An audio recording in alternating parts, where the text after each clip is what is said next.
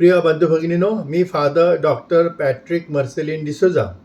आज मी योहानकृत शुभवर्तमान अध्याय 2 वचन 13 ते 25 येशू मंदिरातील दुकाने उद्ध्वस्त करतो यावर मनन करत आहे. हा उतारा गुगलवर उपलब्ध आहे. कृपया संपूर्ण उतारा वाचा जेणेकरून तुम्हाला हे मनन अधिक चांगल्या प्रकारे समजू शकेल.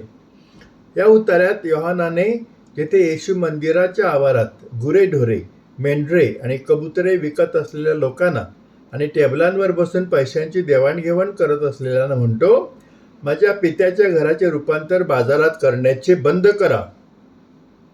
आणि हे सर्व करण्याचा त्याचा अधिकार सिद्ध करण्यासाठी त्यांनी चिन्ह मागितल्यावर तो त्यांना उत्तर देतो, हे मंदिर नष्ट करा आणि मी ते 3 दिवसांनी पुन्हा उभे करीन. त्या दृश्याचे इथे वर्णन केले आहे. येशू त्यांच्याशी त्याच्या शरीराचा नाश करण्याविषयी बोलत असताना त्यांना ते जेरुसलेमचे मंदिर नष्ट करण्याविषयी तो बोलत आहे असे वाटले. जेव्हा यहुदी वल्हांडण सणाची वेळ जवळ आली तेव्हा येशू जेरुसलेमला गेला. मंदिराच्या दरबारात त्याला लोक गुरेढोरे, मेंढरे आणि कबुतरे विकताना आणि इतर लोक टेबलांवर बसून पैशांची देवाणघेवाण करताना आढळले. म्हणून त्यांनी दोरीचा एक चाबूक बनवला आणि मंदिराच्या अंगणातून मेंढरे आणि गुरेढोरे या सर्वांना हाकलून दिले. त्याने पैसे बदलणाऱ्यांची नाणी विखुरली आणि त्यांचे टेबल उलथवून टाकले. कबुतरे विकणाऱ्यांना तो म्हणाला, हे इथून काढा, माझ्या वडिलांच्या घराला बाजारपेठ बनवणे थांबवा. तो असे म्हणत असे हे तो मेलेल्यातून उठल्यावर त्याच्या शिष्यांना आठवले आणि त्यांनी शास्त्रावर आणि येशूने जे वचन सांगितले होते त्यावर विश्वास ठेवला. योहान 2:13 ते 17. ज्या लोकांनी मंदिराचे बाजारपेठेत रूपांतर केले होते त्यांच्यावर येशू रागावला होता आणि असे करून ते परमेश्वराचा अपमान करत होते आणि ते येशूला अजिबात आवडत नव्हते. म्हणून त्याने मंदिराच्या दरबारातून सर्वांना हाकलून दिले. यामध्ये आपल्यासाठी येथे एक मौल्यवान धडा आहे. आपणही मंदिराचे पावित्र्य व प्रतिष्ठा राखून मंदिराचा गैरवापर करण्यापासून किंवा मंदिराचे पावित्र्य नष्ट करण्यापासून स्वतःला परावृत्त केले पाहिजे. आधुनिक जगात मंदिर किंवा चर्च किंवा उपासना स्थळाचे पावित्र्य नष्ट करण्याचे विविध मार्ग पुढील प्रमाणे आहेत. उपासना स्थळाच्या पावित्र्याचा शारीरिक वापर करणे. 1. आपल्या शरीराची नीट स्वच्छता न करता आणि स्वच्छ पोशाख न घालता उपासना स्थळी प्रवेश करणे. 2. उपासनेच्या ठिकाणी शांतता न पाळणे आणि लोकांशी बोलणे, ओरडणे किंवा हसणे इत्यादी करून खूप आवाज करणे. 3. उपासना स्थळी कोणत्या ना कोणत्या कारणाने इतरांशी शाब्दिक किंवा शारीरिक मारामारी करून युद्धजन्य परिस्थिती निर्माण करणे. 4. उपासना किंवा प्रार्थनेच्या वेळी आपला मोबाईल चालू ठेवून आणि ज्यांना खरोखर श्रद्धापूर्वक आणि शांततेने प्रार्थना करायची आहे त्यांना त्रास देणे. 5. आपल्या मुलांना सर्वत्र धावू देणे आणि प्रार्थना आणि उपासनेसाठी शांतपणे इच्छुक असलेल्या प्रत्येकाला त्रास देणे इत्यादी. ब. आध्यात्मिकरित्या उपासना स्थानाच्या पावित्र्याचा गैरवापर करणे. 1. योग्य प्रायश्चित संस्कार न घेता म्हणजे कन्फेशन न करता अशुद्ध अंतकरणाने उपासनेस किंवा प्रार्थनांना उपस्थित राहणे. अर्थात ज्यांनी मोठी पापे केली आहेत तो त्यांच्या पापांबद्दल पश्चाताप करण्यासाठी, कृपा आणि शक्ती मागण्यासाठी आणि नजीकच्या भविष्यात चांगला प्रायश्चित घेण्यास संकल्प करण्याच्या हेतूने प्रार्थना किंवा उपासनेला उपस्थित राहू शकतो. स्वतःला पापांपासून मुक्त ठेवण्यासाठी आणि स्वतःला शुद्ध आणि निष्कलंक व्यक्ती म्हणून परमेश्वरासमोर सादर करण्यासाठी सतत प्रयत्न करणे ही सर्वात चांगली गोष्ट आहे. उपासनेदरम्यान मौन न पाळणे आणि मोठ्याने बोलणे, बडबड करणे आणि अनावश्यक हशा करणे. 3. उपासनेत किंवा प्रार्थनेत मनापासून आणि श्रद्धापूर्वक भाग न घेणे. 4. आपली उपासना आणि प्रार्थना ही एक नीरस कृती बनू देणे आणि खरोखरच परमेश्वरासोबत असण्याचा सखोल आध्यात्मिक अनुभव घेण्यास मुकणे. 5. उपासना आणि प्रार्थनेशिवाय इतर कामामध्ये गुंतून राहणे जसे की संभाषण, व्यावसायिक चर्चा, मोबाईलवर चित्रपट किंवा इतर काही कार्यक्रम पाहणे तसेच असे कार्यक्रम पाहणे जे आपल्याला देहाच्या प्रलोभनास बळी पडण्यास प्रवृत्त करतात. 6. धर्मगुरूंनी किंवा उपासना करणाऱ्या धर्माधिकाऱ्यांनी उपासनेचा व प्रवचनाचा वापर श्रद्धावंतांची आध्यात्मिक वाढ करण्याऐवजी स्वतःच्या गौरवासाठी करणे. 7. उपासनेमध्ये वारंवार आर्थिक मदतीसाठी आवाहन करणे. 8. उपासनेचा वापर आपल्या शत्रूंची बदनामी करण्यासाठी करणे. 9. उपासनेचा वापर आपल्या चुकांबद्दल स्पष्टीकरण करण्यासाठी करणे. 10. प्रवचन करणे म्हणजे परमेश्वराच्या शब्दाचे स्पष्टीकरण करणे आणि परमेश्वराचे वचन घोषित करणे होय हे विसरून वेगळेच काहीतरी सांगणे. 11. उपासनेसाठी व विशेषतः प्रवचनासाठी खूप वेळ घेणे व श्रद्धावंतांच्या सहनशक्तीची कसोटी पाहणे. 12. येशू ख्रिस्ताची व ख्रिस्त सभेची शिकवण आणि बायबलमधील सत्य यांच्या विरुद्ध किंवा विसंगत अशी शिकवण श्रद्धावंतांना देऊन त्यांच्या मनाचा गोंधळ उडवणे व त्यांना चुकीच्या मार्गावर नेणे. 13. उपासनेतील सहभाग आपली ख्रिस्तावरील श्रद्धा व प्रेम प्रकट करण्यासाठी न वापरता आपलं नाव मोठं करण्यासाठी, ख्रिस्त सभेमध्ये आपल्याला काहीतरी अधिकाराचे स्थान मिळावं म्हणून किंवा कुठल्या तरी निवडणुकीमध्ये आपल्याला मते मिळावी ह्या हेतूने करणे. 14. मंदिरामध्ये आपण इतरांपेक्षा जास्त पवित्र आहोत असा त्या परुषीप्रमाणे विचार करून आणि जकातदाराची नालस्ती करतो तो त्याप्रमाणे इतरांची नालस्ती करून प्रार्थना करणे.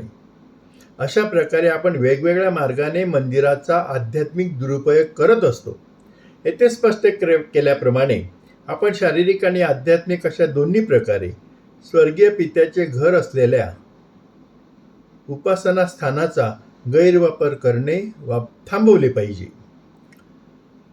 तेव्हा यहुदी लोकांनी त्याला उत्तर दिले, हे सर्व करण्याचा तुझा अधिकार सिद्ध करण्यासाठी तू आम्हाला कोणते चिन्ह दाखवू शकतोस? योहान 2:18. जेव्हा त्यांना अशा प्रकारे फटकारले गेले आणि मंदिरातून बाहेर फेकून दिले गेले, ज्या मंदिराचे त्यांनी बाजारपेठेत रूपांतर केले होते, तेव्हा यहुद्यांनी येशूला हे सर्व करण्याचा अधिकार सिद्ध करण्यासाठी त्यांना दाखवण्यासाठी एक चिन्ह मागितले.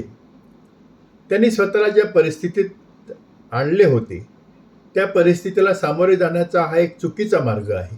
म्हणजे त्यांच्या पापी वर्तनामुळे आणि मंदिरातील त्यांच्या गैरवर्तनामुळे येशू त्यांच्यावर रागावला होता.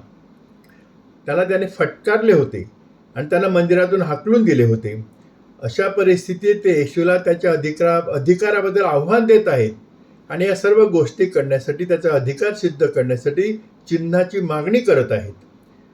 खरं तर सर्वात चांगली गोष्ट म्हणजे त्यांनी आपण काय चुकी केली आहे हे त्यांना समजावून सांगण्यासाठी आणि मंदिराच्या पावित्र्याबद्दल प्रबोधन करण्यासाठी येशूला विनंती करणे याची जास्त गरज होती.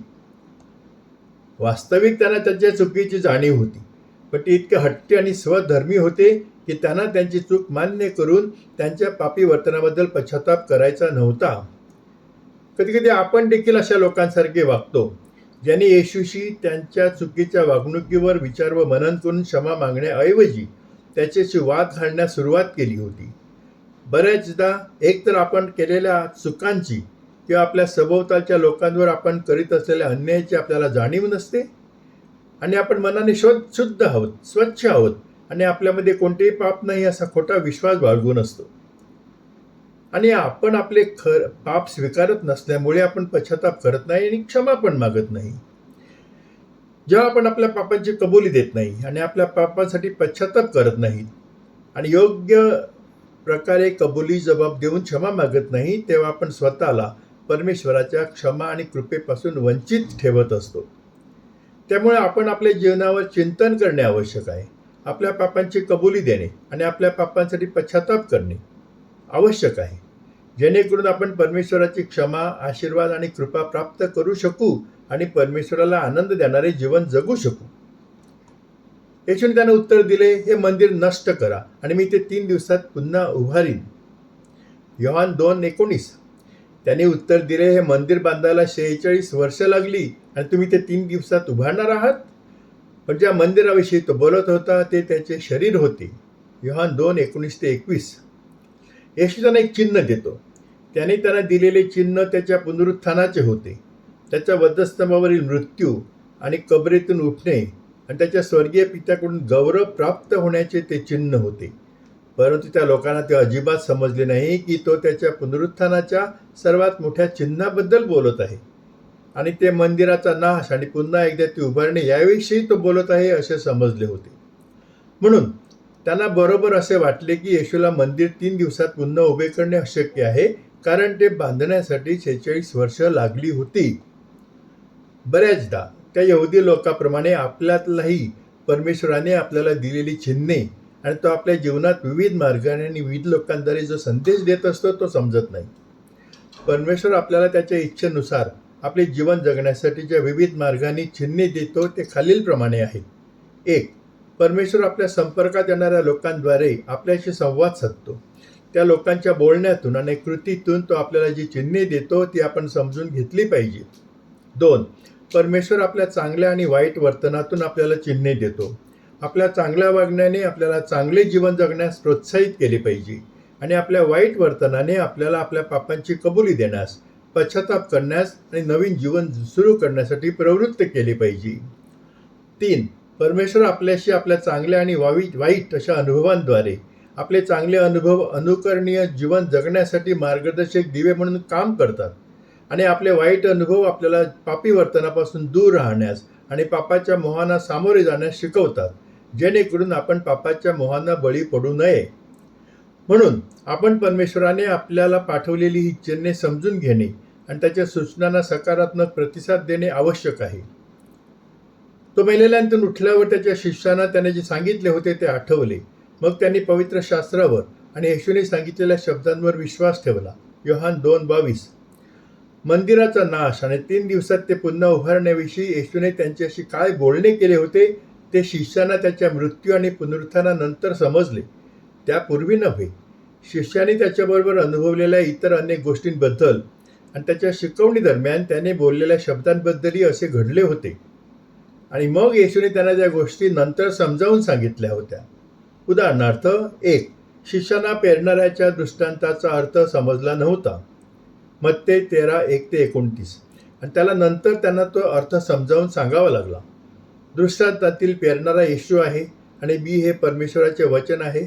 मातीचे विविध प्रकार म्हणजे ज्या प्रकारे परमेश्वराचे वचन लोक स्वीकारतात आणि ते त्यांच्या जीवनात आचरणात आणतात ते होत. येशू आपल्याला शिकवतो की आपण परमेश्वराचे वचन काळजीपूर्वक ऐकले पाहिजे आणि त्याचा अर्थ समजून घेतला पाहिजे. तो आपल्या जीवनात आचरणात आणला पाहिजे, जेणेकरून आपण आपल्या जीवनात त्याच्या वचनाचे पालन केल्याबद्दल परमेश्वराकडून मिळणारे बक्षीस मिळवू शकू. 2. शिष्यांना तणाचा दृष्टांत समजला नव्हता. मत्ते 13:24-43. येशूला शिष्यांना समजावून सांगावे लागले होते की त्याने हा दृष्टांत परमेश्वराच्या राज्याबद्दल शिकवण्यासाठी वापरला होता. त्याने त्यांना समजावून सांगितले की चांगले बी हे परमेश्वराच्या राज्याचे लोक होते आणि तण हे असे लोक होते जे परमेश्वराच्या आज्ञा पाळत नाही. त्याने त्यांना समजावून सांगितले की हा वैरी म्हणजे शैतान आहे आणि कापणीची वेळ ही युगाच्या समाप्तीचे प्रतीक आहे, जेव्हा देवदूत गहू तणांपासून वेगळे करतील. 3. येशूला दुःख का भोगावे लागले आणि का मरावे लागले हे शिष्यांना समजले नव्हते, म्हणून त्याला आपल्या शिष्यांना समजावून सांगावे लागले. त्याने त्यांना सांगितले होते. मग तो त्यांना शिकवू लागला की मनुष्याच्या पुत्राने पुष्कळ दुःख सहन केले पाहिजे आणि वडील, मुख्य याजक आणि नियमशास्त्राच्या शिक्षकांनी त्याला नाकारले पाहिजे आणि त्याला ठार मारले पाहिजे आणि 3 दिवसांनी पुन्हा उठले पाहिजे. याविषयी तो स्पष्टपणे बोलला आणि पेत्राने त्याला बाजूला नेले आणि तो त्याला दटावू लागला. पण जेव्हा येशूने वळून आपल्या शिष्यांकडे पाहिले तेव्हा त्याने पेत्राला दटावले. माझ्या मागे जा सैताना, तो म्हणाला. तुम्हाला परमेश्वराची चिंता नाही तर फक्त मानवी चिंता आहे. मार्क 8:31-33. शिष्यांप्रमाणे आपल्याला देखील येशूच्या अनेक आज्ञा आणि त्याच्या शिकवणीचे काही भाग समजत नाही आणि त्याचे काही उद्गार आपल्याला गोंधळात टाकू शकतात. अशा परिस्थितीत आपण काय करणे आवश्यक आहे ते म्हणजे त्याची प्रार्थना करणे आणि त्याच्या या शब्दांचा आणि आज्ञांचा अर्थ काय आहे हे त्याच्याकडून समजावून घेणे आणि आपल्यासाठी त्याची इच्छा समजून घेण्यासाठी आणि त्याचे प्रामाणिकपणे आणि श्रद्धापूर्वक पालन करण्यासाठी कृपा आणि सामर्थ्य देण्यासाठी त्याला विनंती करणे. आता वल्हांडण सणाच्या वेळी तो परमेश्वर येरुशलेममध्ये असताना पुष्कळ लोकांनी तो करत असलेली चिन्हे पाहिली आणि त्याच्या नावावर विश्वास ठेवला. पण येशूने स्वतःला त्यांच्या हाती सोपवले नाही, कारण तो सर्व लोकांना ओळखत होता. त्याला मानवजातीबद्दल कोणत्याही साक्षीची गरज नव्हती, कारण प्रत्येक व्यक्तीमध्ये काय आहे हे त्याला माहीत होते. योहान 2:23-25. येशूने स्वतःला त्यांच्या हाती सोपवले नाही, कारण तो सर्वांना ओळखत होता. येशूला सर्व काही माहीत आहे. आपण हे समजून घेतले पाहिजे की येशू आपल्याला आतून ओळखतो, म्हणून आपण येशूची फसवणूक कधीच करू शकणार नाही. म्हणून आपण येशूसोबत प्रामाणिक असले पाहिजे. आपण कधीही असा विचार करू नये की आपण कोणतीही चूक किंवा पाप करू शकतो आणि येशूला त्याबद्दल कधीच कळणार नाही. तो आपल्याला आणि आपल्याबद्दल सर्व काही चांगल्या प्रकारे ओळखतो. पण जेव्हा आपण येशूकडे जातो तेव्हा आपण स्वतःला त्याच्यासमोर पूर्णपणे उघडले पाहिजे आणि त्याच्याशी प्रामाणिक असले पाहिजे. जर आपण त्याच्याकडे प्रामाणिक अंतःकरणाने कोणतीही मदत मागितली तर तो आपल्याला नक्कीच मदत करेल. येशूला त्याबद्दल कधीच कळणार नाही असे मानून आपण चुका आणि पापे करण्यापासून स्वतःला परावृत्त केले पाहिजे. प्रिय बंधुभगिनींनो, माझं हे मनन तुम्ही शांतपणे आणि प्रेमाने ऐकून घेतलं त्याबद्दल आभारी. कृपया हे मनन तुमच्या वेगवेगळ्या ग्रुप्सना, वेगवेगळ्या तुमच्या नातेवाईक, मित्रमैत्रिणी यांना पाठवा की जेणेकरून त्यांचाही फायदा होईल. आणि या मननाविषयी तुम्हाला मला काही सांगायचं असेल, काही सूचना करायच्या असतील तर माझ्या व्हॉट्सअप नंबरवर माझ्याशी संपर्क साधा. माझा व्हॉट्सअप नंबर आहे 7030447934. यूट्यूबवर माझं चॅनल आहे. माझ्या चॅनलचं नाव आहे फादर डॉक्टर पॅट्रिक डिसोजा. या चॅनलवर मी वारंवार सामाजिक, बायबलवर आधारित, सायकोस्पिरिच्युअल म्हणजे मानसोध्यात्मिक असे व्हिडिओज पाठवत असतो. त्याचा तुम्हाला आणि तुमच्या नातेवाईकांना फायदा होईल.